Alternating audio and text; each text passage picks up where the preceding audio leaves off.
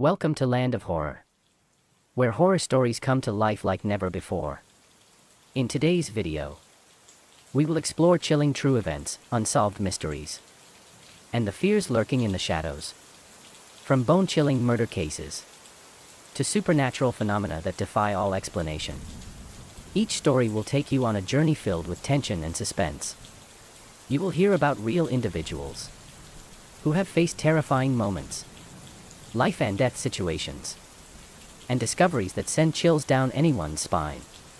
Prepare yourself for moments of anxiety and thrills, because these stories aren't just fiction, but the dark truths of life. Don't forget to hit subscribe and turn on notifications to join us in uncovering even more horrifying mysteries.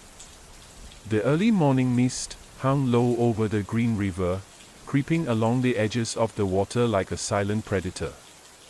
Detective Alex Carter stood by the water's edge, his brow furrowed as he stared into the swirling currents. It had been weeks since the first body was discovered, and now, a second young woman had been found, not far from where the first was pulled from the river. Her body, pale and bloated from days submerged, floated eerily, her eyes wide open as though frozen in terror. Alex felt the familiar weight of frustration settle over him. He had been a detective for over a decade, but this case, this killer, was different. The brutality of the crimes and the cold precision with which they were carried out gnawed at him.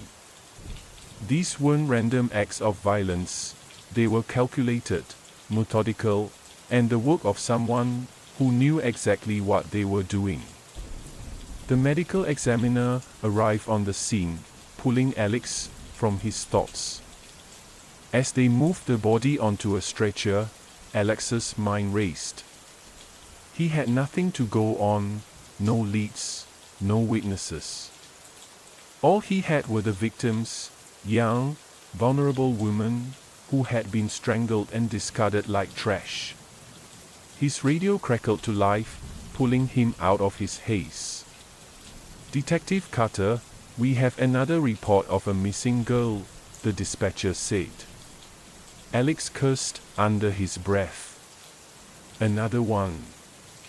The missing girl, 19-year-old Sarah Miller, fit the profile perfectly: young, troubled, and last seen in a part of town known for its dangerous streets. Alex and his partner, Detective Lisa Vaughn, arrived at Sarah's last known location, a seedy motel on the outskirts of town. The place reeked of desperation and broken dreams. Inside, the motel manager, a greasy, middle-aged man with a permanent scowl, barely looked up from his magazine as they approached the front desk. "Yeah, I remember her," he grumbled when shown a picture of Sarah. "Came in a few nights ago. Didn't look like she had any money. Probably working the street, if you know what I mean." Alex's jaw tightened. He didn't need the man's judgment, he needed answers. "Did you see her leave with anyone?" Lisa asked, her tone more measured. The manager shrugged. "Couldn't say. Lots of people come and go around here. I mind my own business." Alex looked around the dimly lit lobby, feeling the familiar frustration build. Another dead end. They were chasing shadows, trying to catch a ghost. As they left the motel, Lisa turned to him. "What do you think? Could she be the next victim?" Alex sighed. "I hope not, but she fits the pattern. If we don't find her soon." The thought hung heavy in the air between them. Days passed with no sign of Sarah Miller, and Alex's frustration grew. He pored over the case files, looking for anything he might have missed, but the killer was meticulous. The victims had been careful, quiet, keeping to the fringes of society. No one seemed to care about them until they turned up dead. Alex's home life had started to suffer under the weight of the case. His wife, Emily, tried to be supportive, but he could see the worry in her eyes. Late nights at the precinct, sleepless mornings, and his growing obsession with the case left little room for anything else. "You can't let this eat you alive, Alex," Emily said one night as he sat at the kitchen table, papers strewn around him. "You've been through tough cases before." "Not like this," Alex muttered, rubbing his temples. "This guy, he's smart. He knows how to cover his tracks." Emily placed a gentle hand on his shoulder. "You'll catch him. I know you will." But even as she said it, Alex wasn't sure he believed it anymore. 2 weeks after Sarah Miller's disappearance, the Green River gave up another secret. The call came in just after dawn, and Alex knew before he even arrived on the scene. He could feel it in his gut. The body, like the others, had been dumped in the river, tangled in the underbrush along the bank. The young woman's face was eerily peaceful, her eyes closed, as if in sleep. Alex knelt by the body, his stomach twisting with a familiar combination of anger and sorrow. Whoever this killer was, he had a terrifying level of control over his victims, right up until their final breath. The coroner arrived, and Alex stepped back, allowing the team to begin their grim work. As he watched them carefully extract the body from the water, a thought struck him. This wasn't just about killing. There was something more to it. The killer wasn't just dumping the bodies in the river, he was staging them. It was as if he wanted them to be found, but on his terms. Alex's mind raced. Could the killer be watching them right now? Watching him? That night, Alex sat in his car overlooking the river, the weight of the case pressing down on him. The headlights of his car cut through the thick mist that clung to the trees, and the stillness of the night was unsettling. He was exhausted, both mentally and physically, but something kept him from going home. As he stared out at the water, something caught his eye, a flicker of movement along the riverbank. At first, he thought it was just his tired mind playing tricks on him, but then he saw it again. A figure, moving in the shadows. Alex's heart pounded as he reached for his flashlight and stepped out of the car. He moved carefully, silently, as he approached the riverbank, his eyes scanning the darkness for any sign of the figure he had seen. The sound of the river, rushing past, filled his ears, and for a moment, he thought he had lost the trail. But then, a soft rustling ahead of him caught his attention. He turned the flashlight toward the sound, illuminating a path through the dense undergrowth. There, standing just beyond the beam of light, was a man. His face was obscured by the shadows, but Alex could see enough to know that this was no random stranger. His heart raced as he stepped closer, his hand hovering near his holster. "Police!" Alex called out. "Stop right there." But the man didn't stop. Instead, he turned and disappeared into the trees, his footsteps barely audible over the sound of the river. Alex ran after him, but the thick brush and uneven ground slowed him down. By the time he reached the edge of the forest, the man was gone, swallowed by the night. Breathing heavily, Alex scanned the area, but there was no sign of him. Whoever he had just seen, it was clear they were not meant to be caught. The morning fog was thick, clinging to the dense trees like a shroud. Detective Alex Carter stood at the edge of the woods, scanning the area where he had last seen the mysterious figure disappear. His mind raced as he considered the possibilities. Was it the killer? Had he come too close to finding him? The thought unsettled him, but it also fueled his determination. Search teams combed the forest, but no signs of the figure were found. It was as though the man had vanished into thin air. Alex felt the frustration gnawing at him. Once again, the killer had slipped through his fingers. As the hours dragged on, he couldn't shake the feeling that the killer was playing a game with him, watching his every move. Later that day, as the sun began to dip below the horizon, the search was called off. Alex knew they wouldn't find anything, but he couldn't leave. The killer had been here, and the forest felt tainted with his presence. Alex's gut told him that the man he had seen was no random drifter. He had been watching Alex, studying him just as he studied his victims. Back at the precinct, Alex pored over the files, trying to find a pattern in the chaos. Each victim told a story, a life cut short, a tragedy left unresolved. But as he examined the details, something began to click. There were similarities in the locations where the bodies had been found. The killer had a specific hunting ground, areas where he could operate unseen and undisturbed. The victims were always found in secluded areas, forests, riverbanks, overgrown fields.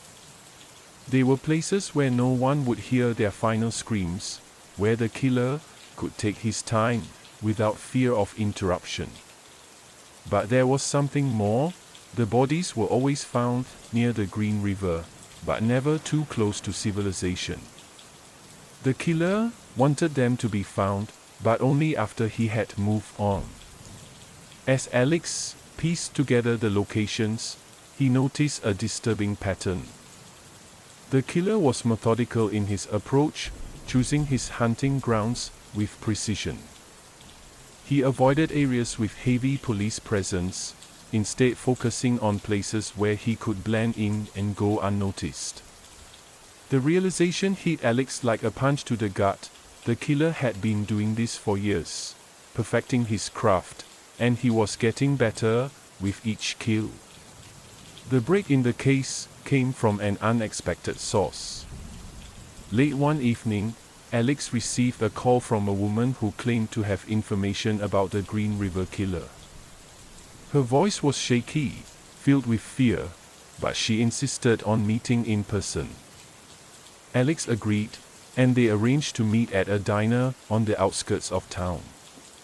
The woman, Emily Sanchez, was in her mid-30s, with tired eyes that told a story of survival.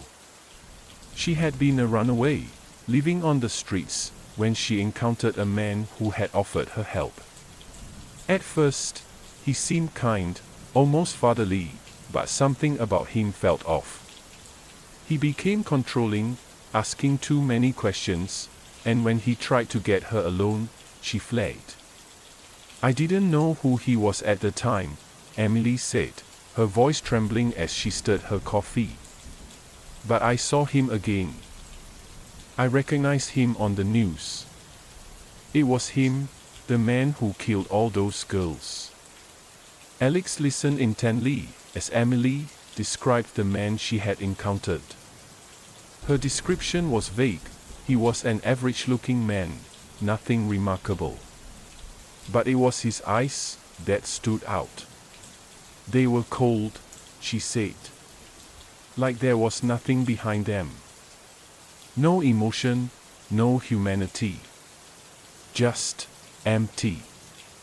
Alex's heart raced as she spoke. Emily had escaped the killer, but only by the narrowest of margins. She had been one of the lucky ones. The new information from Emily gave Alex a fresh perspective on the case. He began to look for patterns not just in the locations of the bodies, but in the killer's behavior. He realized that the killer had a signature, something that set him apart from other murderers. It wasn't just the way he chose his victims, or the way he disposed of their bodies. It was the way he came back to them. The forensic team had noticed something strange about the bodies. There were signs of post-mortem activity, but it had been dismissed as environmental damage. Now, Alex wasn't so sure. What if the killer was returning to the bodies after the fact? What if he was revisiting his crime scenes, reliving the murders? It was a chilling thought, but it made sense. The killer wasn't content with just killing. He needed to relive the experience, to remind himself of his control over life and death. Alex's stomach turned as he realized just how depraved the killer truly was. The media had dubbed the killer the Green River Killer, and the name stuck. News outlets covered the case relentlessly, and the pressure on the police force grew with each passing day.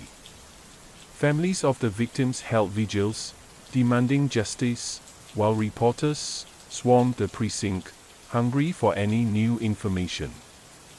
Alex found himself caught in the middle, trying to balance the demands of the press with the reality of the investigation. He was exhausted, barely sleeping, and the weight of the case was starting to take its toll. His relationship with Emily, already strained, began to unravel as he became more consumed by the hunt for the killer. "You're not even here anymore," Emily said one night, her voice thick with emotion. "You're always somewhere else, thinking about those dead girls. I can't live like this." Alex wanted to reassure her, to tell her that he was close to catching the killer, but the truth was, he wasn't sure anymore. The case was consuming him, and the killer was always one step ahead. It was inevitable. Another body was found, this time in a secluded area near the river, just outside of town. The victim, a 22-year-old woman, had been missing for 3 days before her body was discovered. Like the others, she had been strangled, her body dumped carelessly in the undergrowth. Alex arrived at the scene, his stomach churning as he took in the sight. The crime scene was eerily similar to the others, same method, same disposal, same disregard for human life. The killer had struck again, and once more, Alex had been too late. As the forensic team worked, Alex stood back, watching the scene unfold. The killer was getting bolder, more confident. He was playing a game, and Alex was the unwitting pawn. But this time, Alex was determined to catch him. He wouldn't let another girl die. Alex knew the killer had a path, a trail of victims that stretched back years, maybe even decades. He began to dig deeper into unsolved cases, looking for anything that might connect them to the Green River Killer. It was a daunting task, but Alex was relentless. He combed through old case files, looking for patterns, for any sign that the killer had been active before. It didn't take long to find them: unsolved murders from years ago, bodies found in similar circumstances, all along the Green River. The killer had been operating under the radar for years, honing his skills, perfecting his methods. And now, he was leaving a trail of bodies in his wake. As Alex delved deeper into the case, he began to see the killer not as a faceless monster, but as a man with a history, a past, and a dark secret.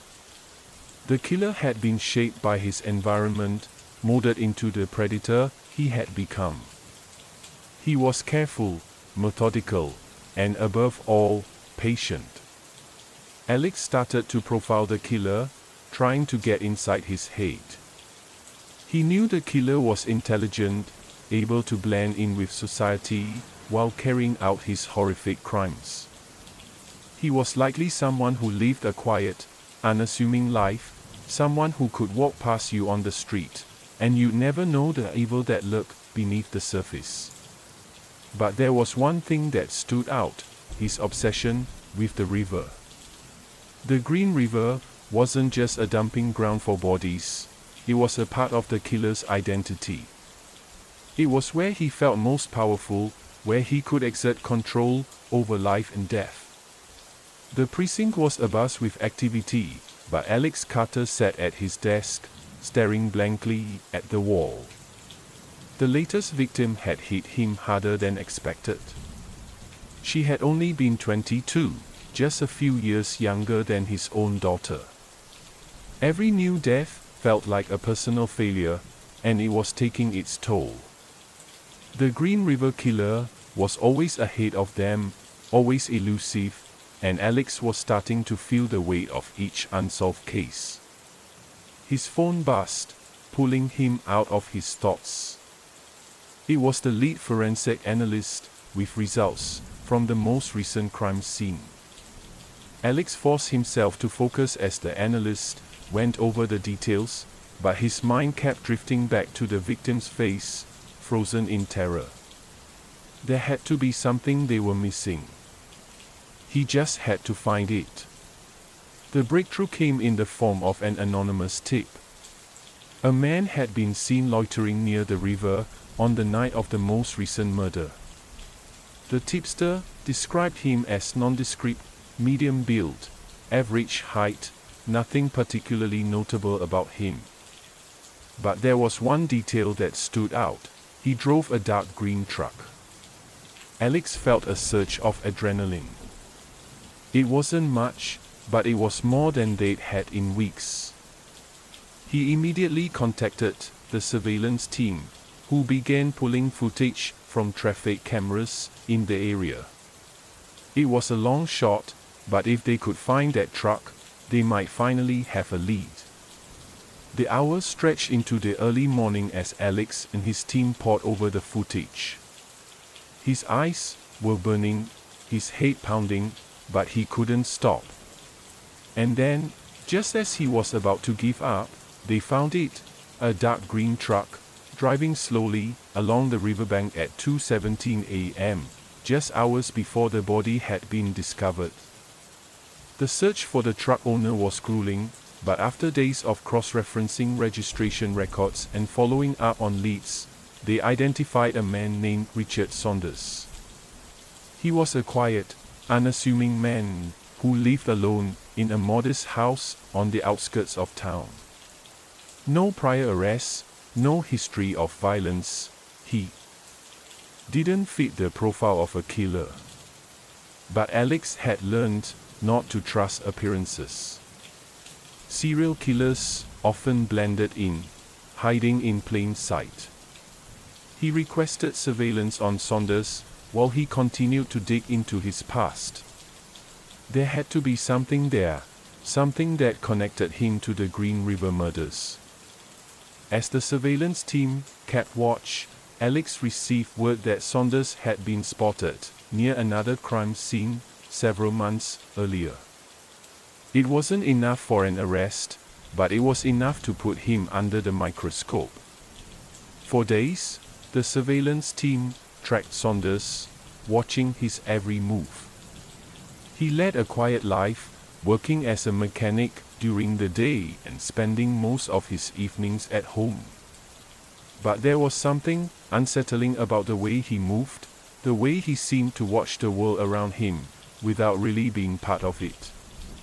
One night, Saunders did something that sent a chill down Alex's spine. He drove to the Green River, parking in the same spot where several of the bodies had been found. He sat in his truck for nearly an hour, staring out at the water, before driving away without a word. Alex knew they were close. Saunders was the man they had been looking for. But they needed more. They needed solid evidence to put him away. The pressure from the media and the public was becoming unbearable. Another body had been found, and the city was on edge. People were afraid to leave their homes, and the police department was under constant scrutiny. Alex knew they had to act fast before the killer struck again. In a risky move, they decided to bring Saunders in for questioning. The interrogation was tense, with Saunders maintaining his innocence the entire time. He was calm, almost too calm, as he answered their questions. But there was something in his eyes, a flicker of amusement, as if he was enjoying the attention. Despite hours of questioning, they couldn't get Saunders to crack. Without concrete evidence, they were forced to let him go. Alex felt a knot of frustration tightening in his chest. They were so close, but it still wasn't enough. Days passed, and the killings continued. Saunders remained the prime suspect, but there was still no hard evidence linking him to the murders.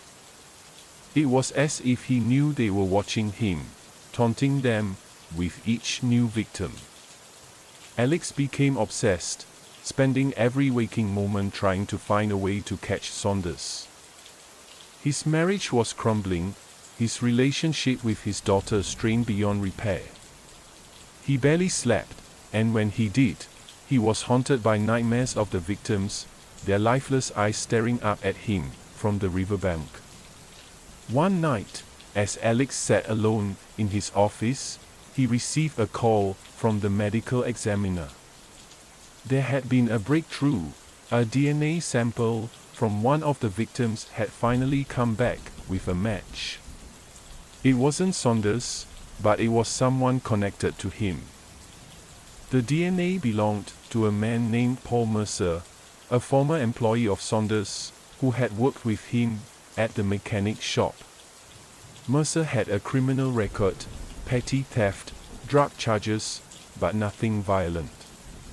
Alex's mind raced as he tried to piece it together.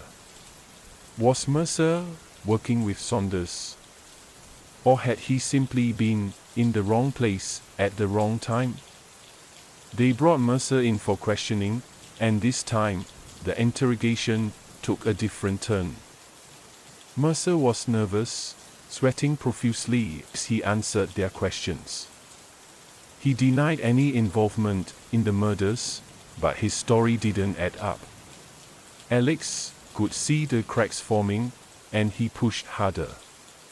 Finally, Mercer broke. He admitted to helping Saunders dispose of the bodies, but he swore he hadn't been involved in the actual killings. According to Mercer, Saunders had a way of manipulating people, making them do things they wouldn't normally do. Alex knew that Mercer was telling the truth, at least about that. Saunders had always seemed too calm, too controlled, as if he enjoyed pulling the strings from behind the scenes. With Mercer's confession, they had enough to arrest Saunders, but Alex knew it wouldn't be easy. Saunders was smart, he would see them coming. They needed to catch him off guard, to strike when he least expected it. The plan was set in motion, and the arrest team moved in under the cover of darkness. Saunders was at home, alone, just as they had expected. But as they breached the door, they found something they hadn't anticipated, a wall covered in photographs of the victims, each one meticulously labeled with the date and location of their death. Saunders didn't resist when they took him into custody. In fact, he smiled, as if he had been waiting for this moment all along.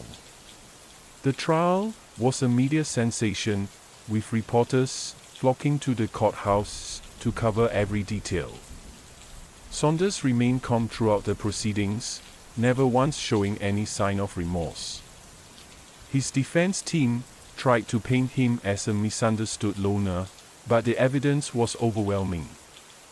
The photographs, Mercer's testimony, and the DNA evidence were all enough to secure a conviction. Saunders was sentenced to life in prison without the possibility of parole, but Alex knew it wasn't over. There were still victims out there, bodies that had yet to be found. Even after the trial, the case continued to haunt Alex. He had caught the killer, but at what cost? His marriage was over, his relationship with his daughter in ruins. The faces of the victims still haunted him, and he knew they always would. But there was one thing that gave him a measure of peace, the knowledge that Saunders would never hurt anyone again. The Green River killer had been stopped, but the scars he had left behind would never fully heal. Alex Carter sat alone in his apartment, surrounded by case files, photographs, and his own haunting memories of the Green River case. Even with Saunders behind bars, there was no sense of closure. The knowledge that more victims were still missing gnawed at him, refusing to let him rest. He replayed the final moments of Saunders' arrest in his mind. The smile. That eerie, knowing smile. It wasn't over. It couldn't be. The city had breathed a collective sigh of relief when Saunders was convicted. But in the precinct, not everyone was convinced. A string of disappearances had recently been reported, young women, much like Saunders' previous victims. It was either a copycat killer, or, far worse, Saunders wasn't the only one involved. Alex's partner, Detective Maria Lopez, was growing frustrated. It's the same MO, Alex. Strangulation, bodies dumped near the river. How many more victims before we admit something's not right? The investigation was reopened, but quietly. They couldn't afford a media frenzy again.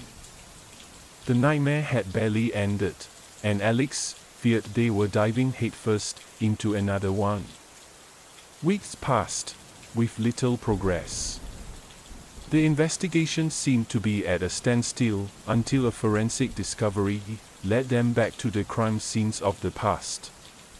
A piece of evidence had been overlooked, fibers found on one of the early victims that didn't match anything tied to Saunders. Alex and Lopez revisited every piece of the case with renewed vigor. What they found was chilling. The fibers matched items linked to a man they had once dismissed, a former associate of Saunders, who had disappeared years before the murders had stopped. This wasn't a one-man operation. Saunders had a partner, and now it looked like he might still be out there. The search for Saunders' elusive accomplice led Alex and Lopez deep into a world of darkness. Interviews with former co-workers, neighbors, and anyone remotely connected to Saunders revealed a network of people too afraid to speak out during the original investigation. They painted a disturbing picture. Saunders wasn't the mastermind. He was the enforcer, the one who did the dirty work, but someone else had been pulling the strings. They tracked down a name, Carl Hendricks, an enigmatic figure with ties to organized crime and a history of violent behavior. He had disappeared without a trace just before the police had closed in on Saunders, and now Alex was certain that Hendricks was the one continuing the killings. Alex's obsession with finding Hendricks began to take its toll. His already fractured relationships grew worse, with his daughter refusing to speak to him and his ex-wife filing for full custody. But Alex couldn't stop. Every day he felt the pressure mounting, the weight of the victims pushing him forward. Lopez tried to talk him down, but there was no reasoning with him. You're too close to this, Alex. You're going to burn yourself out. I don't care. We have to find him, Alex replied. He could feel the killer slipping away, just beyond his grasp. As the investigation stalled, Alex grew desperate. He proposed a risky plan, to go public with the case, revealing everything they knew about Hendrix and hoping it would draw him out. But his superiors shot it down. They couldn't afford the panic it would cause. With nowhere left to turn, Alex began working outside the boundaries of the law. He went through unofficial channels, using informants and contacts in the criminal underworld to try and flush Hendrix out. His obsession became dangerous. Lopez warned him that he was playing with fire, but Alex was beyond caring. Every night, he was haunted by the faces of the victims, their voices calling to him from the shadows. Just when Alex was about to give up, he received a tip. A woman claimed to have seen Hendrix at a bar just outside of town. She was scared, but desperate for the reward money. Alex and Lopez immediately followed the lead, tracking Hendrix to a rundown motel where he had been hiding out. The confrontation was explosive. Hendrix, clearly paranoid and on edge, opened fire as soon as they entered his room. A violent shootout ensued, with Alex narrowly avoiding being hit as he took cover behind a flimsy wall. Lopez was able to subdue Hendrix with a single, well-placed shot, bringing him down. As they handcuffed him, Alex could see the same eerie calm in Hendrix's eyes that he had seen in Saunders. These men were cut from the same cloth, cold, calculating, and without remorse. Back at the precinct, Hendrix refused to talk at first, his silence infuriating Alex. But after hours of intense interrogation, he finally began to crack. He admitted to being the one who orchestrated the killings, using Saunders as his puppet to carry out the gruesome murders. "I told him who to kill and when," Hendrix sneered. He loved it. The power, the control. But he wasn't smart enough to keep it going without me. Alex felt sick. The realization that this had been a game to them, a twisted partnership in which they had taken pleasure in the suffering of others, was almost too much to bear. With Hendrix in custody, the media frenzy reignited, and the city was thrown back into the chaos of the Green River case. But this time, Alex felt a strange sense of calm. The nightmare was finally coming to an end. But as they prepared to close the case, a new piece of evidence emerged, an old photograph of Hendrix and another man. The man was unidentifiable, his face obscured by shadow, but Alex knew instantly that they weren't done. There was another player in this game, another accomplice who had yet to be found. The case would never truly be over. There would always be another secret, another mystery lurking just beneath the surface. The weight of the investigation had changed Alex forever. He had lost so much in the pursuit of justice, his family, his sanity, and a part of himself that he would never get back. As he stood alone at the riverbank where it had all begun, he wondered if it had been worth it. But then he thought of the victims, of the families who had been torn apart, and he knew that it had. Even if the case was never truly closed, even if the killers kept coming, he would keep fighting. Because that was all he could do. The river flowed silently beside him, its dark waters hiding secrets that might never be uncovered. But Alex wasn't afraid anymore. He was ready for whatever came next. It was an unusually cold evening when Detective Alex Carter returned to the Green River. The thick mist rolled off the water, casting an eerie shroud over the scene where so many of Gary Saunders' victims had been found. The place still haunted him, as though the river itself remembered every gruesome secret hidden beneath its depths. Alex was here alone, retracing the steps of the countless searches he had overseen over the years. Despite Saunders' incarceration, the nightmares hadn't stopped. If anything, they had become more vivid. As he stood at the water's edge, the chilling realization that it wasn't over lingered like a whisper in the back of his mind. Something was missing. Something they had overlooked. The case had become an obsession for him, consuming every aspect of his life. His wife had left him, his relationship with his daughter was strained, and his colleagues avoided him, unless absolutely necessary. But none of it mattered to Alex, not when the truth was so close, just out of reach. The same disturbing images plagued his sleep every night: bodies floating in the river, faces contorted in fear, and the distinct feeling that Saunders hadn't worked alone. He had confessed to the murders, yes, but the sense of unease that had always accompanied the case had never fully lifted. Tonight, the river was quiet, save for the occasional sound of water lapping against the shore. Alex squinted through the fog, the faintest glimmer of movement catching his eye. His heart raced. He stepped closer, the beam of his flashlight cutting through the haze. A figure stood motionless on the opposite bank, barely visible through the mist. For a moment, Alex thought his mind was playing tricks on him, a hallucination born from years of exhaustion. But the figure remained, staring back at him, unmoving. Then, without a word, it turned and disappeared into the trees. The next morning, Alex found himself back in the precinct, reviewing the old files for the 100th time. His partner, Detective Maria Lopez, had been growing more concerned by the day. She was one of the few people who still believed in him, but even her patience was wearing thin. "You've been up all night again, haven't you?"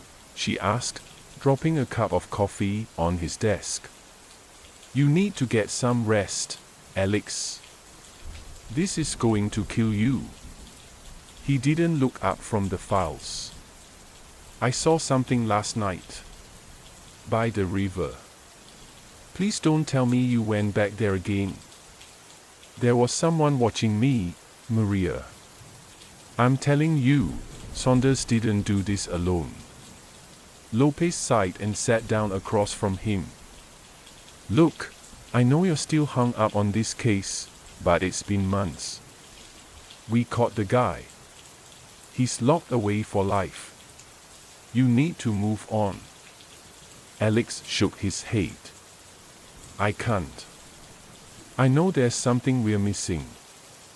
Lopez leaned back in her chair, folding her arms. "You really think someone else was involved?" Alex nodded, his eyes dark and hollow from sleepless nights. Saunders wasn't smart enough to pull this off by himself. The way he chose his victims, the patterns, it's too methodical, too calculated. Someone was guiding him. "And you think this mystery accomplice is still out there, continuing the murders?" "I don't just think it, Maria. I know it." Weeks passed without any significant breakthroughs. Alex's obsession with the case deepened, driving a wedge between him and the rest of the department. But just as hope seemed to be slipping away, a new lead emerged, an anonymous tip. It came through late one evening, a voicemail left on Alex's phone from an unknown number. The voice was distorted, but the message was clear. "You're looking in the wrong place. Saunders didn't work alone. You need to dig deeper into his past. There are things you haven't found yet." Alex replayed the message over and over, trying to decipher the distorted voice. Could this be the accomplice? Or someone who knew the truth? The message reignited the fire within him. He had to find out more. The tape led Alex and Lopez back to Saunders' old haunts. They interviewed former co-workers, neighbors, and anyone who had been close to him in the years before the murders. What they uncovered was disturbing, a pattern of manipulation and control. Saunders had always been easily influenced, swayed by those more cunning than himself. One name kept coming up in their interviews: Carl Hendricks. Hendricks had been a close associate of Saunders for years before the murders began. He was known for his violent tendencies and had a criminal record, though nothing that tied him directly to the killings. But there was something about the way people spoke of him, a lingering fear, as though mentioning his name could bring trouble. Alex became convinced that Hendricks was the missing piece. He had disappeared shortly after Saunders' arrest, vanishing without a trace. It was too much of a coincidence. But finding Hendricks would be no easy task. He was a ghost, slipping through the cracks of society, leaving no trail behind. The search for Hendricks led Alex and Lopez deep into the outskirts of King County, to a small, secluded cabin hidden in the dense forest. The cabin had once belonged to Hendricks' uncle, a recluse who had passed away years earlier. Locals said the place was abandoned, but there had been recent sightings of a man matching Hendricks' description. The forest surrounding the cabin was thick and oppressive, the air heavy with the scent of damp earth and decaying leaves. As Alex and Lopez made their way through the trees, the sense of unease grew stronger. It was as though the very ground beneath them was alive, whispering the secrets of those who had come before. The cabin itself was dilapidated, its windows boarded up and the roof sagging with age. But there were signs of recent activity, footprints in the mud, a fire pit that had been used not long ago. Alex approached the cabin cautiously, his hand resting on the grip of his gun. Lopez followed close behind, her eyes scanning the surrounding trees for any sign of movement. "Do you really think he's here?" Lopez whispered. "I don't know," Alex replied, his voice tense. "But we're about to find out." The cabin loomed ahead, dark and uninviting. Detective Alex Carter and Maria Lopez had followed the trail for months, and it had finally led them here, to the place where Carl Hendricks, the shadowy accomplice they suspected of aiding Gary Saunders, had been hiding. But something about this moment felt off. Alex's gut twisted as they approached the dilapidated structure. "Stay close," Alex whispered, his voice barely audible in the thick night air. His heart raced as he stepped cautiously over the broken porch boards. Lopez nodded, her gun drawn and ready. The forest around them was unnervingly quiet, as if the trees themselves were holding their breath. Inside the cabin, the air was stale, thick with the scent of mold and decay. A faint creaking sound echoed through the stillness as the wind pushed against the cabin's walls. Alex scanned the room, his flashlight illuminating dusty furniture and peeling wallpaper. There were no immediate signs of life, but the tension hung heavy in the air. "I don't like this," Lopez murmured, her eyes darting toward the shadows. "Neither do I," Alex replied, stepping further inside. As they searched the cabin, Alex's mind raced with the possibilities.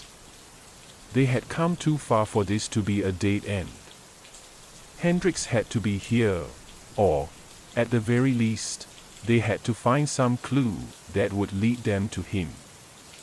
The thought of losing this trail again was unbearable. Suddenly, a floorboard creaked behind them. Both Alex and Lopez turned in an instant, guns raised, but the room remained still. "Did you hear that?" Lopez whispered. Alex nodded. "Someone's here." They moved in unison, each step measured, as they made their way toward the back of the cabin. The house seemed larger on the inside, with long, narrow hallways that led to rooms shrouded in darkness. As they passed by a closed door, Alex paused. His instincts screamed at him that something lay behind it. Without a word, he gestured for Lopez to cover him. With one swift motion, Alex kicked open the door. The room was small, barely large enough to fit the rusted bed frame that stood in the corner. But what caught Alex's attention wasn't the bed, it was the wall. Pinned to the cracked plaster were dozens of photographs, all of women who had gone missing over the years. Some were victims they knew, while others were still unaccounted for. Lopez gasped. "Oh my God!" There, in the center of the collage, was a picture of a woman neither of them recognized. Scribbled underneath were the words, "She's next." The realization hit them both like a freight train. Hendricks wasn't just hiding, he was still hunting. "We need to get back to the precinct," Alex said urgently, pulling out his phone. But before he could dial, the line went dead. No signal. "Damn it," Alex cursed under his breath. They were too far out in the woods to get a proper signal, and heading back to the car would waste precious time. "We can't leave," Lopez said, shaking her head. "Not until we know for sure he's not here." Alex hesitated. Every instinct screamed at him to keep searching the cabin, but time was running out. If they didn't act fast, another woman could end up dead. "Fine," Alex said finally, "we'll sweep the place quickly. Then we head back." They moved room by room, but the longer they searched, the more Alex began to suspect that Hendricks had already fled. The cabin was empty, save for the unsettling photographs and the lingering sense that they were being watched. Just as they were about to give up, Lopez's flashlight caught something unusual near the back of the kitchen, a door hidden beneath a ragged old rug. "Alex," she called, her voice tense. He hurried over and pulled the rug aside, revealing a trapdoor that led into the basement. "Cover me," Alex said as he pried the door open. A set of narrow, rickety stairs descended into the darkness below. As Alex moved cautiously down the stairs, the smell hit him, rotting flesh. His stomach churned, but he kept going. When he reached the bottom, his flashlight illuminated a horrifying sight. The basement was littered with makeshift cages, each containing the decomposing remains of several victims. Scattered among the bodies were belongings, necklaces, bracelets, shoes, trophies from Hendricks' twisted game. Lopez, now standing at the top of the stairs, gagged as the smell reached her. "Jesus Christ!" Then, from the far corner of the room, a faint sound, a shuffle, followed by a whisper. Alex spun around, his flashlight sweeping across the basement. "Who's there?" The whisper came again, this time louder. Alex moved toward it, heart pounding in his chest. As he neared the source of the sound, he found something he wasn't prepared for. A woman. Alive. Barely. The woman was huddled in the corner of a cage, her body bruised and emaciated. She flinched as Alex approached, her eyes wide with fear. It was clear she had been down here for a long time, a victim of Hendrik's cruelty. "It's okay," Alex said softly, crouching beside the cage. "We're here to help." The woman's lips trembled as she tried to speak, but the words wouldn't come. Alex gestured for Lopez to call for backup, but then he remembered they had no signal.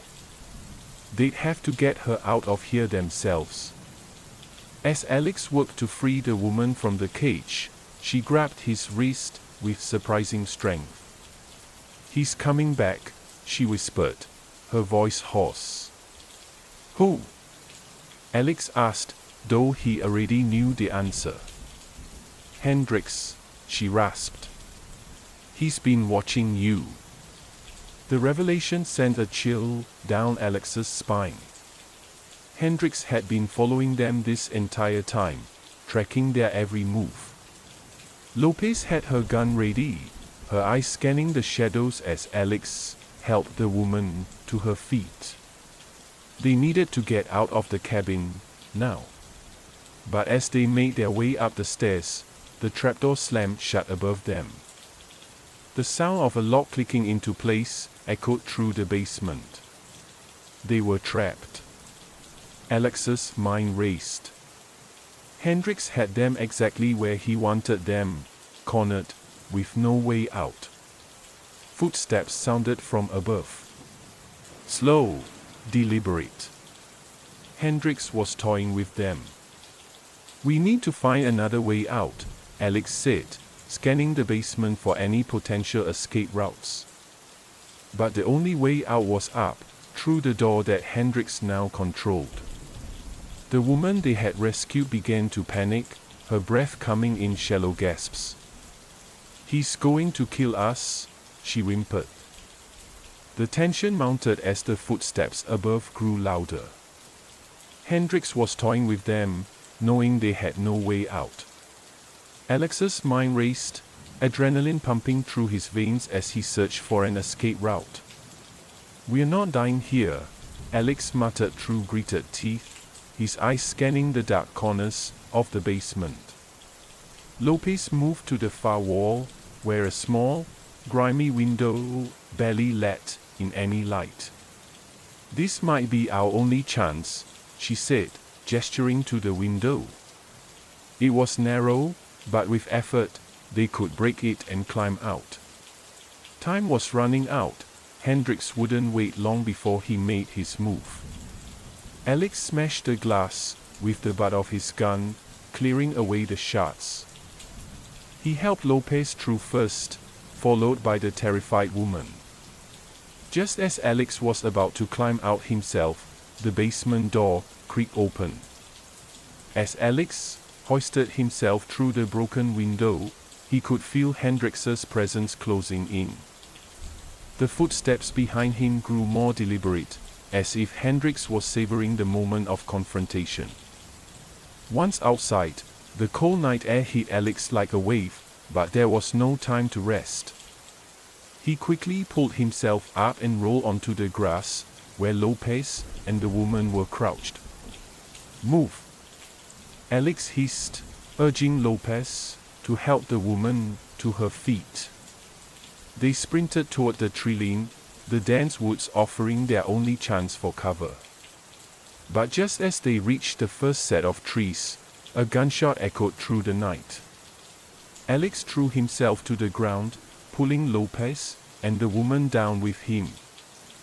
The bullet missed them by inches, slamming into a nearby tree trunk with a sharp crack.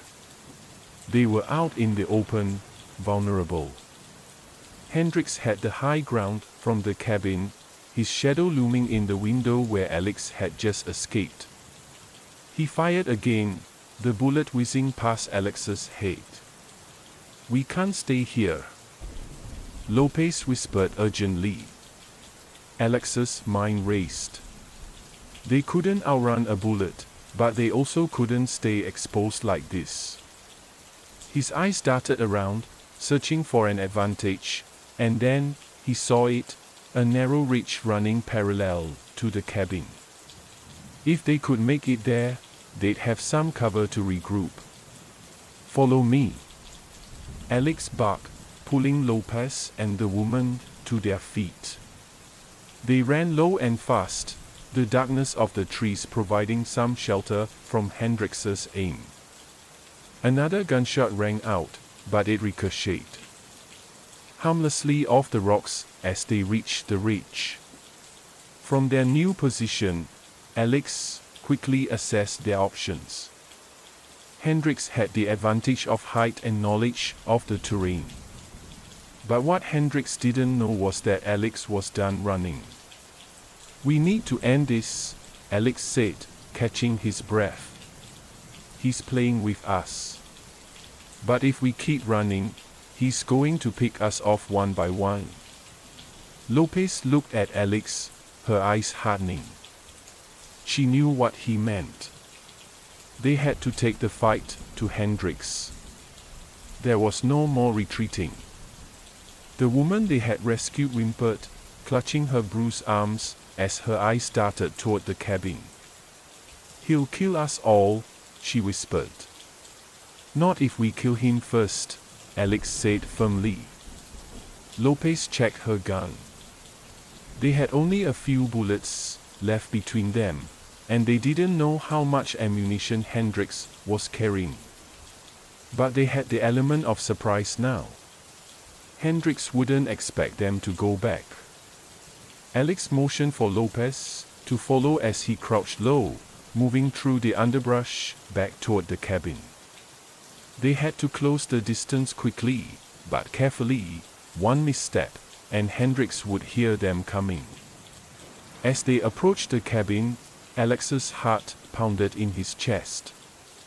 His hands gripped the cold metal of his gun, knowing the moment of truth was near. The window where Hendrix had been moments ago was now dark, his figure no longer visible. "Where is he?" Lopez whispered, her breath visible in the cool night air. Alex shook his head, his eyes scanning the area. Hendrix had gone quiet, too quiet. He was still out there, somewhere, waiting. Just then, the door to the cabin creaked open. A silhouette appeared in the doorway, and Alex's breath caught in his throat. It was Hendrix, standing in the doorway with his gun raised, his face obscured by the shadows. Time slowed. Alex raised his weapon, his finger hovering over the trigger, but before he could fire, Hendrix spoke. "You think you can outsmart me?" Hendrix's voice was low, menacing. "You've been chasing ghosts this whole time." Alex's blood ran cold. Hendrix had planned this. Every step they had taken had been part of his twisted game. "I know how this ends," Hendrix continued, stepping forward. "You die. She dies. And I walk away." "No," Alex growled, his voice steely. "Not this time." In an instant, the night erupted into chaos. Hendrix fired first, the bullet narrowly missing Alex's head as he dove behind the nearest tree. Lopez returned fire, her shot grazing Hendrix's shoulder, sending him stumbling back. Hendrix snarled in pain, but didn't go down. He fired again, this time hitting Lopez in the leg. She collapsed with a scream, clutching her wound as blood seeped through her fingers.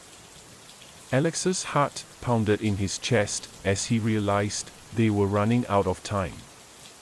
He had to end this, now. With Lopez injured and the woman helpless, it was up to Alex to stop Hendrix. He moved quickly, using the trees for cover as he flanked the cabin.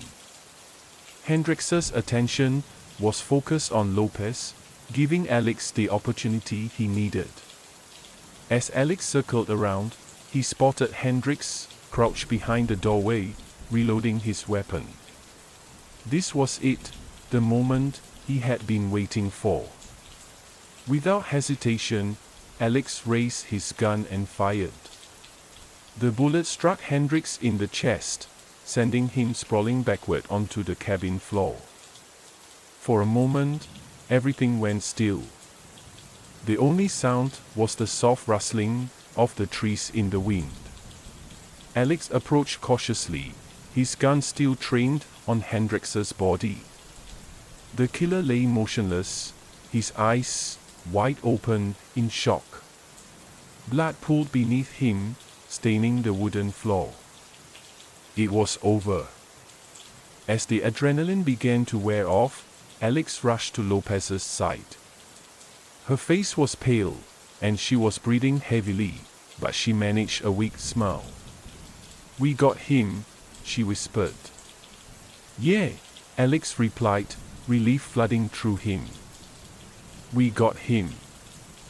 The woman they had rescued remained frozen in place, her eyes locked on Hendrix's lifeless body. Tears streamed down her face as the reality of her ordeal finally hit her. Sirens blared in the distance, signaling the arrival of backup. Help was on the way, but the nightmare was finally over. As the paramedics loaded Lopez into the ambulance, Alex took one last look at the cabin. It stood as a silent monument to the horrors that had unfolded within its walls. But now, with Hendrix dead, those horrors would finally come to an end. Or so he hoped.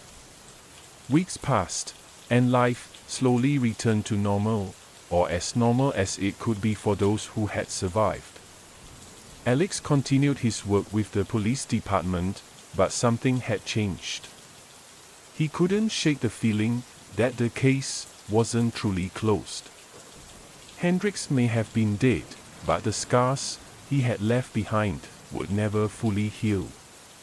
One night, as Alex sat alone in his apartment, the phone rang. The voice on the other end was faint, distorted by static. "Alex," the voice said softly.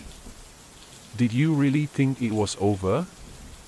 Alex's blood ran cold as the line went dead. The nightmare wasn't over.